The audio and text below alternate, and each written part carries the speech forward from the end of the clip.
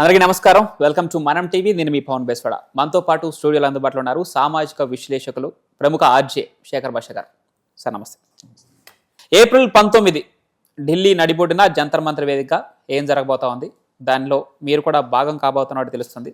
నేపథ్యంలో అసలు మీరు ప్రభుత్వం ముందు ఎలాంటి డిమాండ్లు ఉంచబోతున్నారు, ఇంకా సినీ ఇండస్ట్రీ తరపున కూడా కొంతమంది వ్యక్తులు ఇప్పటికే మీకు టచ్లో ఉన్నట్లు మీతో పాటు హాజరు కాబోతున్నట్టు తెలుస్తుంది. దాంట్లో ముఖ్యంగా రాజస్థాన్ కాబూర్ కూడా రాబోతున్నట్టు తెలుస్తుంది. నిజమేనా కాదా, మరి అసలు ఈ ముఖ్య ఉద్దేశం ఏంటి, 19న ఏం జరగబోతుంది? ఇంకా మనకి షూర్గా రాజస్థాన్ వస్తాడో లేదు చెప్పలేం, కానీ నేనైతే ఖచ్చితంగా ఢిల్లీ వెళ్తున్నాను. ఢిల్లీ నడిబొడ్డులో జంతర్ మంతర్లో మనం గట్టిగా మన స్వరం వినిపించబోతున్నాం.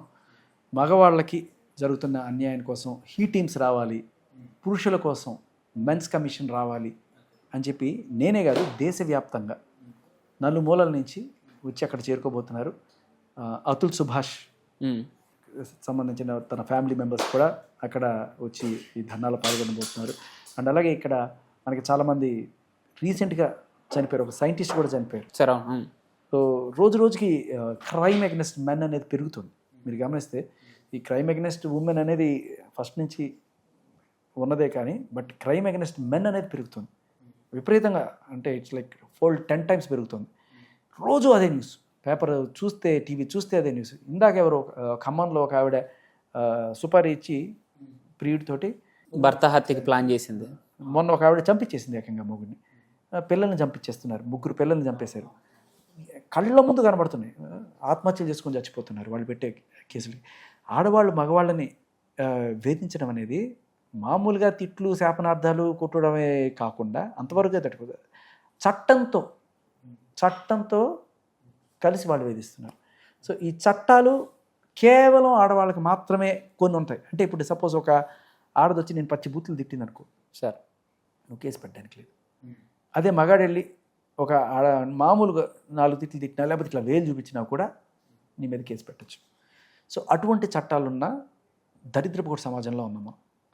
సో నిజానికంటే మగాడికి స్వాతంత్రం లేని బతుకుతున్నాం. మగవాళ్ళ కోసం ఒక సత్యాగ్రహ ఫర్ మెన్ అనేది అక్కడ చేయబోతున్నారు. ఇది 2వ స్వాతంత్ర సమర పోరాటం అని చెప్పి అనుకోవడంలో ఎటువంటి అతిశయోక్తి కాదు. గాంధీ గారు స్వాతంత్రం తీసుకొచ్చారు, కానీ తర్వాత మన పొలిటికల్ లీడర్స్ కొంతమంది ఓట్ బ్యాంక్ కోసం, మహిళా ఓటు బ్యాంకుల కోసం వాళ్ళు చేస్తున్న చట్టాలు ఎక్కడన్నా సరే ఒక ఇన్సిడెంట్, ఇప్పుడు నిర్భయ జరిగింది, లేకపోతే ఒక దిశ జరిగింది, వెంటనే రేప్ డెఫినేషన్స్ మారిపోయి, అంటే బాయ్ ఫ్రెండ్ గర్ల్ ఫ్రెండ్కి సంబంధించి చిన్న గొడవ కూడా ఆవిడ వెళ్ళి కేసు పెడితే వాడి మీద రేప్ కేసులో జైలు వేసే సిచ్యువేషన్. ఆఖరికి మొగుడుతో ఉన్న కూడా వాడి మీద రేప్ కేసు పెట్టే సిచ్యువేషన్స్లో అంత దారుణంగా ఉన్న పరిస్థితుల్లో ఉన్నాం మనం. సో మగవాడికి స్వాతంత్రం అనేది లేదు, ఇది వాస్తవం. చట్ట ప్రకారం మగాడు తన గోడు చెప్పుకోవడానికి పోలీస్ స్టేషన్కి వెళ్తే కూడా పక్కపో అని చెప్పనే సిచ్యువేషన్. అంటే ఎస్పెషల్లీ ఆడవాళ్ళు చేస్తున్న దౌర్జన్యాలు, మగవాళ్ళపైన ఆడవాళ్ళు చేస్తున్న అకృత్యాలు, అందరే కాదు కొంతమంది ఎవరైతే చేస్తున్నారో దానివల్ల చాలా మంది బాధింపబడుతున్నారు. అతనితో పాటు అతని తల్లి, చెల్లి, కొన్నిసార్లు అతని భార్య కూడా బాధింపబడుతున్నారు. సో వీళ్ళందరూ కూడా బాగుండాలి. మగవాడు తన గౌరవంతో తలెత్తుకొని బతకాల్సిన సిచ్యువేషన్ కావాలి అంటే ఖచ్చితంగా పోరాడి సాధించుకోవాలి. దీనికోసమే మగాళ్ళ కోసం ఒక సత్యాగ్రహం ఏప్రిల్ 19న ఢిల్లీ నడిబొడ్డులో జంతర్ మంతర్లో చేయబోతున్నారు. దేశం మొత్తం హాజరవబోతుంది అక్కడ. ఇదొక స్వతంత్ర పోరాటానికి తెరలేపచ్చు అని చెప్పుకోవచ్చు. ఓకే, ఇప్పుడు 2 తెలుగు రాష్ట్రాల నుంచి ఎవరెవరు హాజరు కాకపోతున్నారు? ముఖ్యంగా ఇక్కడ 2 తెలుగు రాష్ట్రాల నుంచి మీ అధ్యక్షుడు ఎవరు, మీ నాయకుడు ఎవరు, మిమ్మల్ని ఇక్కడి నుంచి ముందు నుంచి నడిపించేది ఎవరు? ఇంకోటి భార్యాభర్త అంటే భార్యాబాధితుల సంఘాన్ని ఇప్పటికే కొన్ని సంఘాలు వెలిసిన నేపథ్యంలో దాని నుంచి ఎంతమంది రాబోతున్నారు? ఇక ఇప్పటికే పెళ్ళైన వారు మగవారు కూడా హాజరు కాబోతున్నారా? ఒకవేళ వాళ్ళు హాజరైతే రేపొద్దున వాళ్ళ వైవాహిక జీవితంలో ఎలాంటి ఇబ్బందులు ఎదురు కావని వారు ఫీల్ అవుతున్నారా ఏంటి? ఎందుకు ఖచ్చితంగా ఇబ్బందులు. ఇప్పుడు నేను వెళ్తున్నందుకు మా ఆవిడ నేను కొట్టేది తిట్టేది ఏముండదు. ఒక మంచి కాజ్ కోసం చేస్తున్నాం. ఇప్పుడు జానీ మాస్టర్ ఉన్నారు, ఆయన మీద కేసు పెట్టినప్పుడు ఎవరో ఆయన ఫ్యామిలీ మెంబర్ కాదు కదా, వేరే బయట నుంచి వచ్చిన ఒక ఆవిడ కేసు పెడితే వాళ్ళ ఆవిడ కూడా సఫర్ అయ్యారు కదా. ఎందుకు అంటే మగాడికి సరైన చట్టాలు లేవు. అతను వెళ్ళి కేసు పెడితే తీసుకునే ఇది లేదు. ఇప్పుడు భార్య కావచ్చు లేకపోతే ఈ గర్ల్ ఫ్రెండ్ స్టేజ్లో ఉన్న వాళ్ళకి మాత్రమే న్యాయాలు జరుగుతున్నాయి తప్ప ఒక తల్లిని పచ్చి బూతులు తిడితే ఎక్కడండి? దానికి సంబంధించిన ఒక సెక్షన్ ఉందా? ఒక ఆవిడ తల్లిని పచ్చి బూతులు తిట్టింది, ఓకే, ఆవిడని ఈ రోజు దాకా లోపలేసారా? లేదు. అలాగే హెచ్డిపికల్స్ కావచ్చు, లేకపోతే పవన్ కళ్యాణ్ గారి తల్లిని దూషించిన మహిళ కావచ్చు, ఎక్కడో దర్జాగానే ఉంటున్నారు వాళ్ళు.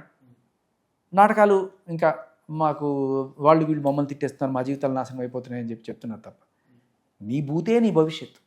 నువ్వు బూతులు మాట్లాడితే నిన్ను సమాజం ఎట్లాగే ట్రీట్ చేస్తుంది. సమాజం ఓకే, చట్టం ఏది? ఇక్కడ మీ యుద్ధం ఎవరితో అంటే ఇట్లాంటి చట్టంతోనా లేదంటే చట్టంతో సిస్టంతో ఇవి మారాలి.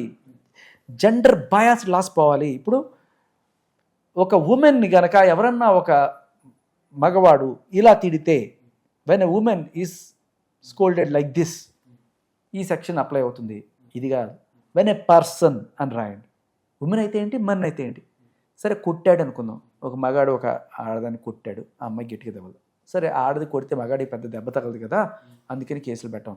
మరి తిడితే ఇప్పుడు వీళ్ళకి ఎప్పుడైతే ఈ చట్టాలే లేవు, మేము అతీతులం వీటికి అనుకున్నప్పుడు ఇలా బూతులు మాట్లాడడం, కొట్టడం, తిట్టడం, చెప్పులు ఇసరడం, ఇటువంటి దారుణమైన సంస్కారహీనమైన పనులు చేయడానికి మనమే వాళ్ళని దగ్గరుండి ప్రోత్సహిస్తున్నట్టు కదా. ఈ చట్టం అందరికీ ఉంటుంది. ఇప్పుడు ఇవాళ మగాడు ఎలా అయితే అమ్మో అమ్మాయిని తిడితే మన మీద కేసు అవుతుంది, అమ్మాయిని కొడితే మన మీద కేసు అవుతుంది ఎలా అయితే జాగ్రత్తలో ఉన్నాడో, అదే భయం వాళ్ళకే ఉంటే మరింత ఇంపుగా ఉంటుంది కదా సమాజం. అందరికీ నేర్పించాలి కదా సంస్కారం. మన లేడీసే ఇంత అసహ్యంగా, మన భారతీయ నారి తల్లిని ఇంత అసహ్యంగా, ఒక అలేకేజ్ టిపికల్స్ కావచ్చు, లేకపోతే పవన్ కళ్యాణ్ గారి విషయంలో కావచ్చు, ఒక భారతీయ నారి ఇలా మాట్లాడుతుందంటే ప్రపంచంలో మన ఎంత దిగజారిపోయాం అనేది కదా తెలుస్తుంది. సో మగాడు మాట్లాడకుండా చట్టాలు చేశారు, వెరీ గుడ్. మరి మన అసలు సంస్కృతి అంతా కూడా స్త్రీ చుట్టూనే తిరుగుతుంది కదా. మహిళల్ని గౌరవించని చెప్పుకుంటున్నప్పుడు మహిళలు గౌరవించే విధంగా ప్రవర్తించేట్టు కూడా మీరు చట్టాలు చేయకపోతే మన దేశం అభాసు పాలవుతుంది ప్రపంచంలో. సో ఇప్పుడు రెండు తెలుగు రాష్ట్రాల్లో పొలిటికల్ సైడ్ నుంచి ఏమన్నా మీకు సపోర్ట్ దొరికిందా, లేదంటే పొలిటికల్గా అంటే అసలు పొలిటికల్కి సంబంధం లేదండి. బట్ అంటే రాజకీయ నాయకులు కూడా కొంతమంది వేధింపులకు గురైన వారు ఉన్నారు, వాళ్ళపైన అభాండాలు మోపుకొనో లేదంటే విమర్శలు ఎదుర్కొనో ఇలాంటి వారు చాలా మంది ఉన్నారు, మీకు కూడా తెలుసు వాళ్ళు. సో అలాంటి వారి నుంచి మీకు ఏమైనా సపోర్ట్ దొరికిందా, వాళ్ళు ఏమన్నా హాజరయ్యే అవకాశం ఉందా? లేదండి, నాకు తెలిసి మేము ఒక 10 మంది ఇక్కడ నుంచి మా గ్రూప్ నుంచి మొన్న మేము ధర్నా చేశాం కదా ధర్నా చౌక్లో. సో దాంట్లో మా టీంలో కొంతమంది అడ్వకేట్స్ ఉన్నారు, వాళ్ళు కొంతమంది డాక్టర్స్ ఉన్నారు, కొంతమంది ఎలైట్ పీపుల్ ఉన్నారు, వీళ్ళందరూ కూడా కలిసి వెళ్తున్నాం మేము. ఇంకా ఎవరన్నా వస్తారా నేను ఆల్రెడీ చెప్పాను. వీలైతే ఎవరన్నా సరే ఈ వీడియో చూస్తూ నన్ను సంప్రదించాలనుకున్నా కూడా ప్లీజ్ కాంటాక్ట్ చేయొచ్చు నన్ను. మీరు కింద కామెంట్స్ పెట్టినా సరే నేను మిమ్మల్ని కాంటాక్ట్ అవుతాను. మీరు చెప్తున్న దాని ప్రకారం ఇప్పటి వరకు ఇట్లాంటి ఒక సంఘం లేదు, లేదంటే ఇట్లాంటి మన చెప్పుకునే సోర్స్ లేదని చెప్పి వెయిట్ చేసే వాళ్ళు చాలా మంది ఉంటారు. వాళ్ళు మిమ్మల్ని కాంటాక్ట్ అవడానికి ఈజీ ప్రాసెస్ ఏమైనా ఉందా, లేదంటే మెంబర్షిప్ తీసుకొని మీతో పాటు కలిసి ముందడుగేయడానికి ఇట్లాంటివి ఏమైనా ఉన్నాయా? డైరెక్ట్గా నేను చెప్తున్నా కదా, డైరెక్ట్గా నా నంబర్కి కాల్ చేసేయచ్చు. మీరు నా నంబర్ నోట్ చేసుకోండి, 9000000922. మళ్ళీ ఒకసారి 9000000922.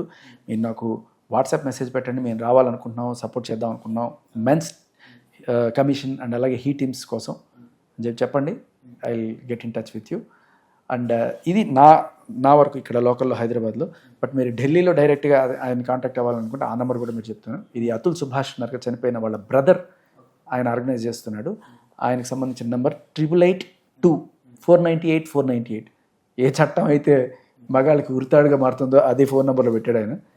888-498-498.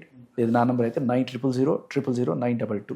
దయచేసి సపోర్ట్ చేయాలనుకునే వాళ్ళందరూ కూడా నాకు మెసేజ్ పంపించండి, విల్ టేక్ కేర్. సార్ ఇక్కడ మహిళలకి ఉన్న చట్టాలని మీరు సమర్థించినట్టుగానే మగవాళ్ళకి కొన్ని చట్టాలని మీ డిమాండ్ ఎంతవరకు ఉందో దానికి కూడా కొంత మహిళల నుంచి సపోర్ట్ దొరుకుతుందో ఖచ్చితంగా దొరుకుతుంది. అటువంటి మహిళలు కూడా ఉంటారు సపోర్ట్. అవునవును. ఇంతవరకు మీరు చేసే ఈ డిమాండ్కి సపోర్ట్ చేసిన మహిళ ఎవరు ఉన్నారా? ఉన్నారు సార్. యాక్చువల్గా మొన్న ధర్నా చౌక్లో కూర్చున్నప్పుడు నాకు ఆల్రెడీ కొంతమంది మహిళలు ఫోన్ చేశారు. అందులో ఒక లేడీ కొరియోగ్రాఫర్ కూడా నాకు ఫోన్ చేశారు, కస్తూరి మాస్టర్. ఆవిడ ఫోన్ చేసి అయ్యో మీరు చేస్తున్నారని నాకు కొంచెం ముందు చెప్పచ్చు కదా, నేను కూడా వచ్చామని చెప్పి వాళ్ళ టీంని పంపించారు. ఆవిడ రాలేకపోతున్నాను ఏమనుకోకండి. ఖచ్చితంగా చాలామంది ఇలాగే అవుతున్నారండి, మేమందరం కూడా మీ వెనకాల ఉన్నాం. అంటే బేసికలీ ఇక్కడ చట్టాలు అనేవి మహిళల కోసం చేశారని అనుకుంటున్నాం, కానీ భార్య కోసం లేకపోతే లివ్ ఇన్ రిలేషన్స్లో ఉంచుకున్న వాళ్ళు అంటారు, లేకపోతే ఇంకా ఏదైనా సరే గర్ల్ ఫ్రెండ్, ఇటువంటి వీళ్ళ కోసం తప్ప ఈ చట్టాలు అత్యున్నతమైన, ప్రపంచంలో అత్యున్నతమైన తల్లి కోసం మీరు ఏం చట్టం చేశారండి? ఒక కోడలు వెళ్ళి అత్తగారిని నాన్న తిట్లు తిడుతుంది, లేకపోతే భర్త ఇంట్లో నుంచి వెళ్ళిపోయిన తర్వాత ఆవిడ కాలుతో తంతుంది, ఇలా అంతా చేసిన దాఖలాలు కూడా ఉన్నాయి. బట్ ఆవిడ వెళ్ళి నా కోడలు నన్ను చంపేస్తుంది, చిత్రహింసలు చేస్తుందని చెప్పి ఎక్కడైనా సరే పోలీస్ స్టేషన్లో కేసు పెట్టుకోవడానికి చట్టం లేదు. అయితే ఇప్పుడు మీ డిమాండ్ అనేది ఓన్లీ కేవలం మగవాళ్ళ మీద ఆధిపత్యం గురించే కాదు, అంటే మహిళల ఆధిపత్యం గురించి కాదు, వారి నోటి నుంచి వచ్చే ప్రతి మాట కూడా మగవారికి ఎలా అయితే రెస్ట్రిక్షన్స్ ఉన్నాయో ఆడవారికి కూడా అంతే లిమిట్స్ విధించాలనే ఒక డిమాండ్ మీది, అంతేనా? చట్టం అందరికీ సమానంగా ఉన్నప్పుడే ఇది ఉంటుంది. లేకపోతే నడ్డి రోడ్లో మన భారతదేశ పరువు ఎంత దరిద్రంగా పోయిందంటే అమ్మా, నేను మీకు చెప్తాను. మొన్న రీసెంట్గా చూస్తున్నాను, ఒక మహిళ అమీర్పేట రోడ్లోనే ఎక్కడో ఫుల్గా మందు కొట్టేసి రోడ్లో మంచిగా బట్టలు సరిగ్గా లేకుండా సగం ఆవిడ ఏం చేస్తుందో ఆవిడ తెలియకుండా డాష్ డాష్ డాష్ అని పచ్చి బూతులు తిరుగుతుంది ఒకటి. పోలీసులు అక్కడే ఉన్నారు, ఆవిడని కనీసం జీప్ ఎక్కించలేకపోతున్నారు. వీడు ఎవరైతే ఆవిడ మొగుడో లేకపోతే బాయ్ ఫ్రెండ్ వాడిని వెనకాల నుంచి కాలుతో తంతుంది గుర్తుంది, చూసుంటారు మీరు ఆ వీడియో. అదేనండి, మామూలుగా చూసా, బట్ అంతగా లెఫ్ట్గా చూసి. ఇంకొక లేడీ, ఒక పోలీస్ ఆఫీసర్ పబ్బు దగ్గరికి వెళ్తే పచ్చి బూతులు తిరుగుతుంది పోలీస్ ఆఫీసర్ని. అంటే ఏం చేస్తారా మీరు నన్ను అనే ఒక ఒళ్ళు పొగరుతోటి చాలా నీచంగా, అంటే వీళ్ళ నోటి నుంచి వచ్చే మాటలు కూడా మగాడిని తిట్టరు, వీడు మళ్ళీ మగాడి తల్లినే తిడతారు. వీళ్ళు కూడా మళ్ళీ అగైన్ కించపరిచేది మహిళనే. కానీ ఒక మహిళ అనేది ఆవిడ మీద చట్టం లేదు కాబట్టి ఆవిడ చెలరైపోతున్నారు. ఇవి తెలుసుకున్న వాళ్ళు చాలా గట్టిగా ఇటువంటి పనులు చేస్తున్నారు. సో వీళ్ళందరికీ చెక్ పెట్టడానికి మన చట్టంలో మార్పులు రావాలి. గట్టిగా జెండర్ బయాస్డ్ కాకుండా జెండర్ న్యూట్రల్ రాస్, ఎవడైనా సరే చేస్తే లోపలేస్తాం అనే భయం ఉంటే వీళ్ళు గట్టిగా ఉంటుంది. దీనికి ప్రచారం ఎలా కల్పించారంటే, ఇప్పుడు ఢిల్లీలో జంతర్ మంతర్ ఆ వేదికగా ఆ ధర్నాకు అటెండ్ అవ్వడం కోసం ఇప్పుడు నాకు తెలిసి తెలుగు రాష్ట్రాల్లో చాలా మంది బాధితులు ఉన్నారు. మరి వాళ్ళందరికీ పిలుపునివ్వడం ఎలా రీచ్ అవుతున్నారు? మనం టీవీ వేదికగానే పిలుద్దాం. అండ్ అలాగే నేను ఇంకా నా ఇన్స్టాగ్రామ్లోను యూట్యూబ్లోను కూడా పెడతాను. సో దయచేసి అందరూ కూడా రండి, ఈ కాజ్ని సపోర్ట్ చేయండి. మన ఇప్పుడు మహిళా పురుషులు అనేది పక్కన పెడితే ఈ చట్టాల వల్ల రోజు రోజుకి మన భారతదేశ సంస్కారాన్ని ప్రతిష్టని దిగజారుస్తున్న కొంతమంది మహిళలు వాళ్ళు కంట్రోల్లో ఉండడం వల్ల మన దేశం అభాస్పాలవకుండా ఉంటుంది. ఎందుకంటే ఇప్పుడు లావణ్య ఉంది, ఎన్ని పచ్చి బూతులు మాట్లాడిందండి. కన్న తల్లిని, వాళ్ళ సొంత తల్లిని తిట్టింది ఎల్ల భాషతో. ఓకే, సొంత తల్లిని ఎవరన్నా అలా తిట్టచ్చా? సరే, ఆవిడ తల్లిని, రాజ్ తరుణ్ తల్లిని కూడా ఎంత నీచమైన భాషలో తిట్టింది. సో ఎవరు కూడా ఇది తిట్టింది కాబట్టి ఈ కేసు రిజిస్టర్ చేయండి. ఎక్కడైందండి ఆవిడ మీద కేసు? ఇలా తిట్టిన దానికి. ఇదే ఒక మగాడు తిడితే వాడి మీద గృహహింస పెట్టి వాడిని లోపలేస్తారు. ఎందుకంటే చట్టాలు లేవు కాబట్టి ఇవాళ ఇలా దిగజారిపోయిన మహిళల్ని మనం చూడాల్సిన దుస్థితిలో ఉన్నాము. చట్టాలు ఉన్నాయి, మనకు శిక్షలు పడతాయనే భయం ఉంటే వీళ్ళు కంట్రోల్లో ఉంటారు. ఇలా మన మహిళల్ని మనం సంస్కారవంతంగా మలుచుకోవడం కోసం చేసుకునే చట్టాలు రావాల్సిందే, అంతే. Thank you.